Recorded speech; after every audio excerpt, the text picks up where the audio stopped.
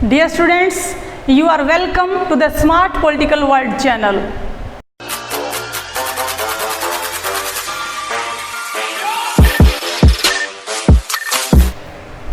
Dear students, राष्ट्रपति topic की जो हमारी सीरीज चल रही है उस सीरीज़ के 5वें पार्ट में आज हम स्टडी करेंगे judicial, financial and diplomatic powers of the president, अर्थात राष्ट्रपति की न्यायिक, वित्तीय एवं डिप्लोमेटिक यानी कि कूटनीतिक शक्तियों के बारे में।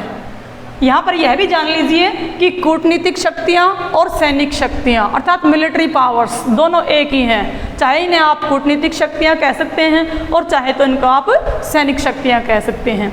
यहाँ पर हम ये देख रहे हैं कि राष्ट्रपति सीरीज़ हमारी काफ़ी लंबी हो गई है, इसके आज हम 5वें पार्ट को बना रहे हैं। इसका कारण यह है कि ना हम इन अपनी वीडियोज़ में राष्ट्रपति की पावर्स के बारे में पढ़ा रहे हैं, बल्कि इसके दौरान संसद के बारे में भी, संविधान के बारे में भी सभी बातें आपको विस्तार से समझाते जा रहे हैं। और इसके बीच में कोई भी टर्म्स आती हैं तो उन टर्म्स को भी साथ साथ हम डिफाइन करते जा रहे हैं। तो आइए आज की सीरीज़ में देखते हैं राष्ट्रपति की न्यायिक शक्तियाँ। सबसे पहले जो है न्यायिक शक्तियों को देखते हैं, जुडिशियल पावर्स। तो राष्ट्रपति अपनी न्यायिक शक्तियों के अंतर्गत सबसे पहले जो सुप्रीम कोर्ट के न्यायाधीश होते हैं उन सुप्रीम कोर्ट के सभी न्यायाधीशों की नियुक्ति करते हैं तथा न केवल उनकी नियुक्ति करते हैं बल्कि उनको उनके पद की शपथ भी दिलाते हैं। भारत के राष्ट्रपति जो सुप्रीम कोर्ट के चीफ जस्टिस होते हैं, मुख्य न्यायाधीश होते हैं, यानी कि CJI, chief justice of India, इनकी नियुक्ति करते हैं और साथ ही साथ उनको उनके पद और गोपनीयता की शपथ भी दिलाते हैं। संविधान में कहा गया है कि राष्ट्रपति या राष्ट्रपति के द्वारा अधिकृत कोई भी प्राधिकारी या व्यक्ति न्यायाधीशों की नियुक्ति करेगा तथा उन्हें उनके पद की शपथ दिलाएगा। तो फिर जब सुप्रीम कोर्ट में CJI की नियुक्ति हो जाती है तो फिर CJI सुप्रीम कोर्ट के जो अन्य न्यायाधीश हैं उनकी नियुक्ति करते हैं तथा उनको उनके पद की शपथ दिलाते हैं। और इसके साथ ही फिर हमारे जो राष्ट्रपति हैं वह हाई कोर्ट के भी सभी न्यायाधीशों की नियुक्ति करते हैं। लेकिन यहाँ पर एक बात का अंतर है, राष्ट्रपति हैं वो हाई कोर्ट के न्यायाधीशों की नियुक्ति करने के साथ साथ एक काम और भी करते हैं और वो है उनका तबादला, ट्रांसफ़र भी करते हैं।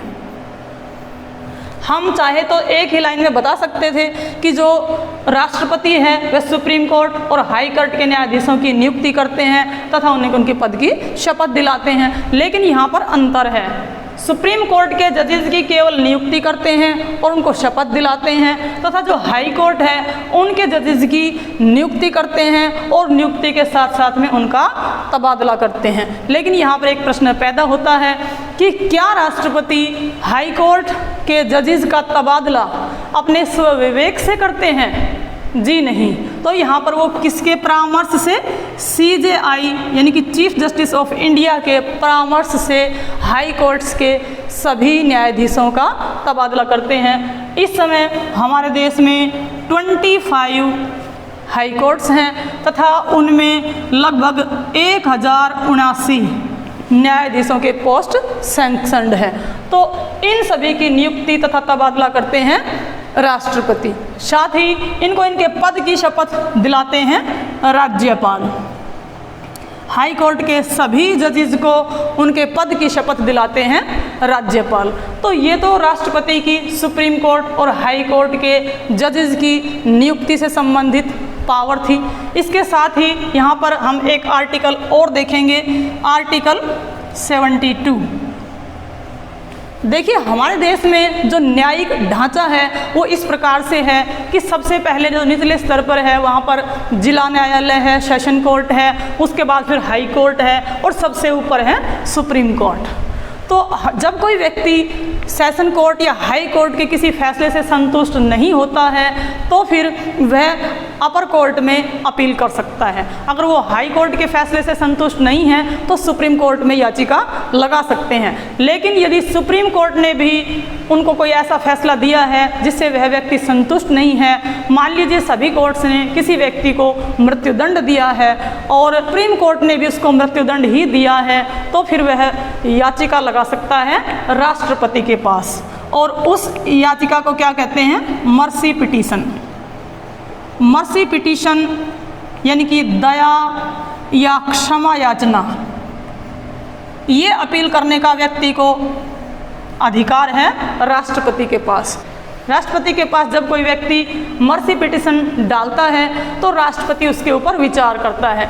लेकिन यहाँ पर इस मर्सी पिटीशन के बारे में भी आपको 3-4 बातें नोट करने की आवश्यकता है। सबसे पहली बात तो यह है कि जब भी अपराधी राष्ट्रपति के पास मर्सी पिटीशन डालता है तो राष्ट्रपति मर्सी पिटीशन पर कभी भी शुभ विवेक से फैसला नहीं लेते हैं। तो किसकी सिफारिश पर लेते हैं?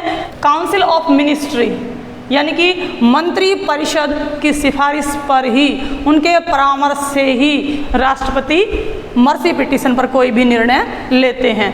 दूसरी बात यह है कि संविधान में कहीं भी निर्णय लेने के लिए अवधि का वर्णन नहीं किया गया है कि राष्ट्रपति किसी मर्सी पिटीशन पर कितने समय में निर्णय लेगा। इसके बारे में कहीं भी संविधान में अवधि निर्धारित नहीं की गई है। और तीसरी बात हम यहाँ पर यह देखते हैं, सुप्रीम कोर्ट के न्यायाधीश कोई निर्णय देते हैं तो देखिए सुप्रीम कोर्ट के न्यायाधीश भी भगवान नहीं है, गलती तो उनसे भी हो सकती है। यदि उन्होंने कोई गलती की है तो इसके बारे में अगर किसी अपराधी ने राष्ट्रपति के पास याचिका लगाई है और राष्ट्रपति अगर निर्णय करने में देरी करता है तो ऐसी स्थिति में मान लीजिए कि राष्ट्रपति के पास कोई मर्सी पिटीशन एक लंबे समय से लंबित पड़ी है, तो ऐसी स्थिति में व्यक्ति फिर से हाई कोर्ट या सुप्रीम कोर्ट में एक फ्रेश पिटीशन डाल सकता है। क्यों? क्योंकि जो अपराधी है वह भी तो मनुष्य है, उसे भी तो जीने का अधिकार है। मौलिक अधिकारों में उसे भी जीने का अधिकार दिया गया है, उसे भी ह्यूमन राइट्स है। अभी हाई कोर्ट या सुप्रीम कोर्ट में एक फ्रेश पिटीशन डाल सकता है। यहाँ पर सबसे अच्छा उदाहरण हम राजीव गांधी के हत्यारों का ले सकते हैं। आपको ध्यान होगा कि जो राजीव गांधी के हत्यारे थे उन्होंने मद्रास हाई कोर्ट में अपील की, लेकिन मद्रास हाई कोर्ट ने उन्हें फांसी की सज़ा सुनाई। इसके बाद वो सुप्रीम कोर्ट में गए, सुप्रीम कोर्ट ने भी उनको फांसी की सज़ा सुनाई तथा उसके बाद उन्होंने अपनी याचिका राष्ट्रपति के पास डाली। राष्ट्रपति के पास उनकी मर्सी पिटीशन लंबे समय तक पेंडिंग रही, उन्होंने इसके ऊपर कोई निर्णय नहीं लिया। साल याचिका जब राष्ट्रपति के पास पड़ी रही तब उन्होंने मद्रास हाई कोर्ट में फ्रेश पिटीशन डाली और फ्रेश पिटीशन में मद्रास हाई कोर्ट ने कहा कि जो अपराधी हैं उनको भी जीने का अधिकार है, आप इतने समय से कोर्ट में उनको लटकाए रहते हो, फिर जब राष्ट्रपति के पास पिटीशन जाती है तो राष्ट्रपति इतने समय तक कोई निर्णय नहीं लेता है, ऐसा नहीं चलेगा। तो ऐसी स्थिति में उन्होंने राजीव गांधी के हत्यारों की जो मौत की सज़ा थी उसके ऊपर रोक लगा दी। फ्रेश पिटीशन पर कोर्ट अपराधी को राहत दे सकता है, रिलीफ दे सकता है, क्योंकि हमारे संविधान के जो आर्टिकल 20 है उसमें यह बात स्पष्ट रूप से लिखी हुई है कि एक अपराध के लिए एक बार में एक ही सज़ा का प्रावधान किया जा सकता है।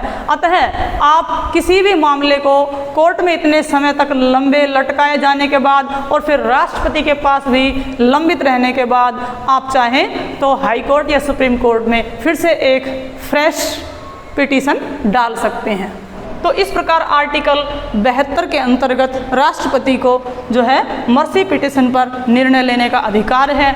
लेकिन यहाँ पर जब कोई व्यक्ति राष्ट्रपति के पास मर्सी पिटीशन डालता है तो राष्ट्रपति उसके ऊपर क्या क्या निर्णय ले सकता है, कौन कौन से कदम उठा सकता है।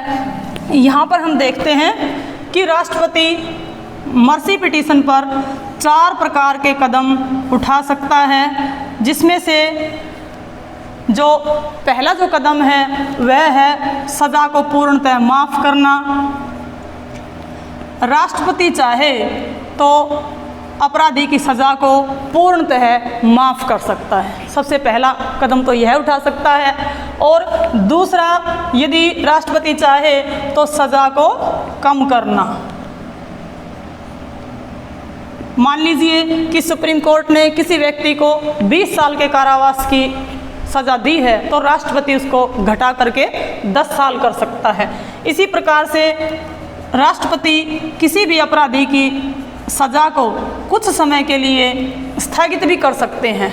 जैसे कि मान लीजिए कि कोई प्रेग्नेंट औरत है, उसको फांसी की सज़ा सुनाई गई है, तो राष्ट्रपति सोचेंगे कि यदि इनको अभी फांसी की सज़ा दी गई तो इससे 2 जीवों की हत्या हो जाएगी। अतः राष्ट्रपति ऐसे मामले में अक्सर सज़ा को स्थगित कर देते हैं तथा डिलीवरी होने तक उसकी सज़ा को स्थगित रखा जाता है और उसके बाद में फिर जो है उनको सज़ा दी जाती है। इसके अलावा राष्ट्रपति एक और भी कदम उठा सकते हैं, सज़ा की प्रकृति बदलना।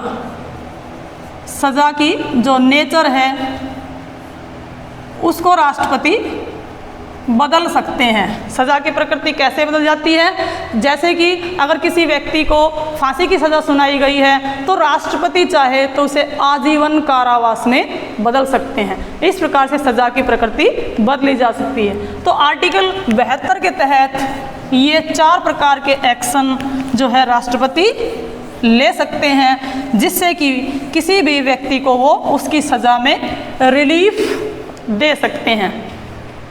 इसके बाद हम देखते हैं आर्टिकल 143। आर्टिकल 143 के तहत राष्ट्रपति को सुप्रीम कोर्ट से परामर्श लेने का अधिकार है। किसी भी मामले में राष्ट्रपति सुप्रीम कोर्ट से जब चाहे परामर्श ले सकता है। यह बात संविधान के आर्टिकल 143 में लिखी गई है। लेकिन यहाँ पर एक बात और जान लीजिए कि सुप्रीम कोर्ट के लिए यह आवश्यक नहीं है कि राष्ट्रपति के द्वारा मांगी गई किसी भी सलाह पर वो सलाह दे, चाहे तो सुप्रीम कोर्ट इनकार भी कर सकते हैं। और दूसरी तरफ राष्ट्रपति के लिए भी ये बिल्कुल ज़रूरी नहीं है कि सुप्रीम कोर्ट के द्वारा दिए गए परामर्श को वो स्वीकार करे, चाहे तो राष्ट्रपति उसे मान भी सकता है और नहीं भी मान सकता है। जब भी राष्ट्रपति सुप्रीम कोर्ट से आर्टिकल 143 के तहत परामर्श मांगेगा तो सुप्रीम कोर्ट क्या करेगा? एक कॉन्स्टिट्यूशनल बॉडी का गठन करेगा, एक संवैधानिक पीठ का गठन करेगा, जिसमें 5 न्यायाधीश होंगे। कम से कम कितने न्यायाधीश होंगे? 5 न्यायाधीश होंगे। यहाँ पर एक बात और भी जानना ज़रूरी है कि ये जो सुप्रीम कोर्ट से सलाह राष्ट्रपति मांगता है, राष्ट्रपति स्वविवेक से मांगता है। तो यहाँ पर हम देखेंगे कि कम से कम 90% से ऊपर मामलों में तो राष्ट्रपति ये परामर्श भी मंत्री परिषद की सिफारिश से ही सुप्रीम कोर्ट से मांगते हैं। हाँ, कुछ मामलों में राष्ट्रपति स्वविवेक से भी सुप्रीम कोर्ट से सलाह मांग सकते हैं। यहाँ पर हम एक और मामले का उदाहरण लेंगे जिसका नाम है बेरूवाड़ी समझौता 1958। ये समझौता हमारे तत्कालीन प्रधानमंत्री श्री जवाहरलाल नेहरू तथा पाकिस्तान के राष्ट्रपति के बीच 1958 में संपन्न हुआ और इसके अंतर्गत जो पंजाब में बेरूवाड़ी नामक स्थान है उसको पाकिस्तान को दिए जाने पर सहमति बनी। लेकिन जब ऐसी सहमति बनी और नेहरू जी ने बेरूवाड़ी को पाकिस्तान को देने को कहा तो विपक्ष में बैठे नेताओं ने इसकी बहुत अधिक आलोचना की। तो उस समय पंडित जवाहरलाल नेहरू ने राष्ट्रपति डॉक्टर एस राधाकृष्णन के माध्यम से सुप्रीम कोर्ट से सलाह मांगी कि क्या ऐसा उचित है। लेकिन उस समय सुप्रीम कोर्ट ने सलाह दी और उस सलाह में सुप्रीम कोर्ट ने कहा कि आर्टिकल 368 के तहत जो प्रक्रिया अपनाई जाती है उस प्रक्रिया को अपनाते हुए ही फैसला करना चाहिए। इस प्रकार से हम देखते हैं 90% से अधिक मामलों में राष्ट्रपति मंत्रिपरिषद की सिफारिश से ही सुप्रीम कोर्ट से सलाह मांगते हैं। लेकिन 10% मामलों में, किसी ऐसे मामले में जब राष्ट्रपति को लगता है कि इससे संविधान का उल्लंघन हो रहा है या फिर इससे किसी व्यक्ति के हित मारे जाते हैं, तो ऐसी स्थिति में राष्ट्रपति स्वविवेक से भी सुप्रीम कोर्ट से सलाह मांग सकता है। क्यों? क्योंकि जो राष्ट्रपति होता है वह संविधान की रक्षा करने की शपथ लेता है और जो सुप्रीम कोर्ट है वह भी संविधान का रक्षक है। तो संविधान की रक्षा करने के लिए कभी कभी राष्ट्रपति कुछ ही मामलों में अपने स्वविवेक से भी सुप्रीम कोर्ट से सलाह ले सकता है। तो ये थी राष्ट्रपति की न्यायिक शक्तियाँ। और इसके बाद अब हम देखेंगे राष्ट्रपति की वित्तीय शक्तियाँ, financial powers of the president. Financial powers, तो फाइनेंशियल पावर्स के अंतर्गत हम देखते हैं कि जो धन विधेयक होता है, धन विधेयक वह राष्ट्रपति की पूर्व सलाह से ही लोकसभा में प्रस्तुत किया जाता है। राष्ट्रपति जब अपनी पूर्व अनुमति दे देते हैं उसके पश्चात ही किसी धन बिल को लोकसभा में रखा जाता है। आप कहेंगे कि धन बिल पर क्या राष्ट्रपति के लिए अनुमति देना अनिवार्य है? तो ये बिल्कुल सही है। धन बिल को राष्ट्रपति पुनर्विचार के लिए नहीं लौटा सकते हैं क्योंकि उस पर पहले ही उनकी अनुमति होती है। अब प्रश्न ये पैदा होता है कि संविधान के किस आर्टिकल में यह लिखा है कि राष्ट्रपति धन विधेयक को पुनर्विचार के लिए नहीं लौटा सकते?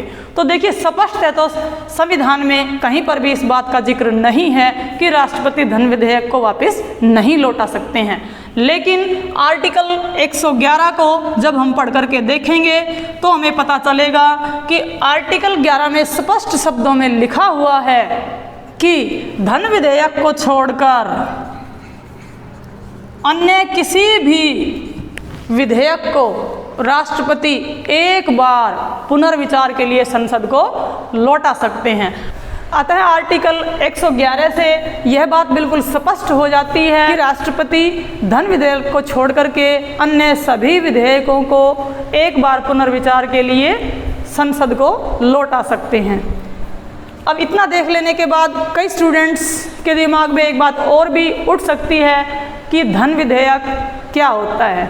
देखिए, धन विधेयक में उन सभी विधेयकों को हम शामिल करते हैं जिनका संबंध किसी कर को लगाने से या हटाने से, कर के घटाने से या बढ़ाने से, या फिर कर की राशि निश्चित करने से, या फिर किसी पूंजी को संचित निधि पर भारित करने के संबंध में होते हैं। उन सभी विधेयकों को हम धन विधेयक में शामिल करते हैं। और अब हम देखते हैं राष्ट्रपति की दूसरी फिनेंशियल पावर।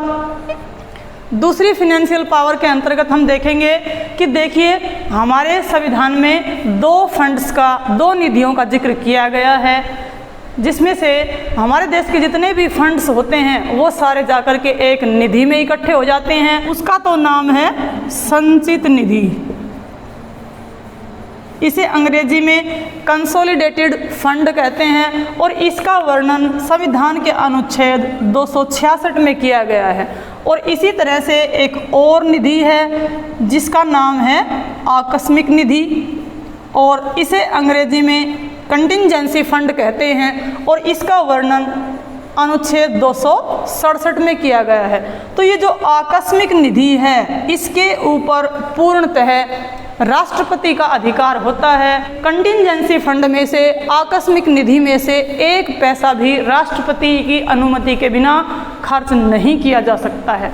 ऐसी आवश्यकता कब पड़ती है? जब संसद का अधिवेशन नहीं चल रहा होता है और ऐसे में यदि प्रधानमंत्री को धन की आवश्यकता पड़ती है किसी योजना के लिए, तो फिर राष्ट्रपति की अनुमति से आकस्मिक निधि से पैसे खर्च किए जा सकते हैं।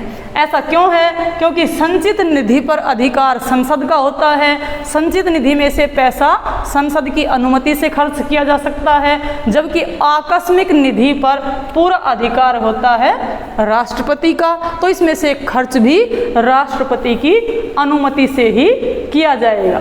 इसके अलावा आर्टिकल 112 के तहत राष्ट्रपति वार्षिक वित्तीय विवरण को प्रत्येक वर्ष जो वार्षिक वित्तीय विवरण होता है उसको संसद के समक्ष रखवाता है। एक और वित्तीय शक्ति राष्ट्रपति को प्राप्त है। जैसा कि हमें पता है कि हमारे देश में संघीय शासन व्यवस्था है, जिसके अंतर्गत संघ सरकार है और बहुत सी राज्यों की सरकार है। तो संघ सरकार और राज्य सरकारों में अक्सर वित्तीय मामलों को लेकर के, वित्त के बंटवारों को लेकर के झगड़े पैदा होते रहते हैं। तो इस समस्या का समाधान करने के लिए हमारे संविधान में आर्टिकल 280 के तहत एक वित्त आयोग का गठन किया जाता है और यह वित्त आयोग संघ सरकार और राज्य सरकारों में वित्त का बंटवारा करता है और इस वित्त आयोग की नियुक्ति करते हैं राष्ट्रपति। यह वित्त आयोग 5 साल के लिए नियुक्त किया जाता है और इसमें एक अध्यक्ष होता है और अध्यक्ष के अलावा 4 अन्य सदस्य भी होते हैं। तो राष्ट्रपति हर 5 वर्ष में आर्टिकल 280 के तहत एक वित्त आयोग का गठन करते हैं। तो ये थी हमारे राष्ट्रपति की सभी फाइनेंशियल पावर, वित्तीय शक्तियाँ। और इसके बाद हम लास्ट में आगे बढ़ते हैं राष्ट्रपति की कूटनीतिक शक्तियों की तरफ, मिलिट्री पावर्स की तरफ, डिप्लोमेटिक पावर्स की तरफ। राष्ट्रपति की डिप्लोमेटिक पावर्स के अंतर्गत देखते हैं कि सबसे पहले तो हमें सबको पता है कि हमारा जो राष्ट्रपति होता है वो तीनों सेनाओं का प्रमुख होता है। ये बात लिखी हुई है हमारे संविधान के आर्टिकल 53 में। ये प्रश्न परीक्षाओं में हमसे कई बार पूछा जाता है कि भारत की तीनों सेनाओं का अध्यक्ष कौन होता है। तो इसका आंसर बड़ा ही इजी है और सबको पता भी होता है, वो होता है राष्ट्रपति। लेकिन इस प्रश्न को कठिन बनाने के लिए हमसे यह पूछा जा सकता है कि संविधान के किस आर्टिकल में यह बात लिखी हुई है कि राष्ट्रपति तीनों सेनाओं का सर्वोच्च कमांडर होता है।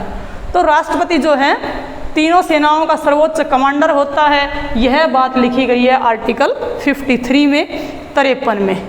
इसके अलावा राष्ट्रपति की एक और मिलिट्री पावर है कि युद्ध और शांति की घोषणा करने का अधिकार भी राष्ट्रपति को है। राष्ट्रपति की अनुमति के बिना हमारी सेना 1 इंच भर भी आगे नहीं बढ़ सकती है। तो राष्ट्रपति को ये एक विशेष पावर दी गई है कि युद्ध और शांति की घोषणा भी कौन करेंगे, हमारे राष्ट्रपति करेंगे।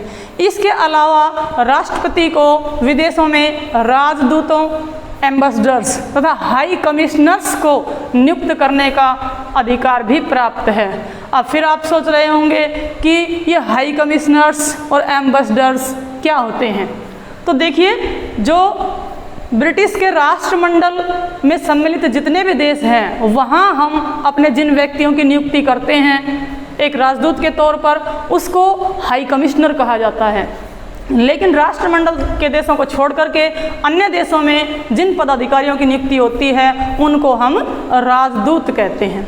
और इसके अलावा जब कोई विदेशी राजदूत हमारे भारत में आता है तो वो राष्ट्रपति के पास अपने आइडेंटिटी कार्ड जमा करवाता है। ये राष्ट्रपति की कूटनीतिक शक्तियाँ थी, मिलिट्री पावर्स थी। तो डियर स्टूडेंट्स, हम अपनी 5 वीडियोज़ में राष्ट्रपति का विस्तृत वर्णन कर चुके हैं। राष्ट्रपति का पद, योग्यता, वेतन, चुनाव की विधि आदि तथा राष्ट्रपति की समस्त प्रकार की शक्तियों पर हमने विस्तार से चर्चा की है। उम्मीद करती हूँ कि ये सभी शक्तियाँ आपको अच्छी तरह से समझ में आ गई होंगी। अब हम जल्द ही मिलते हैं अगले टॉपिक में। इसलिए अब मैं चाहूँगी कि आपको अगर वीडियो लाइक है तो लाइक का बटन दबाएं, वीडियो को अधिक से अधिक शेयर करें और मेरे चैनल को सब्सक्राइब करें। इसी के साथ धन्यवाद।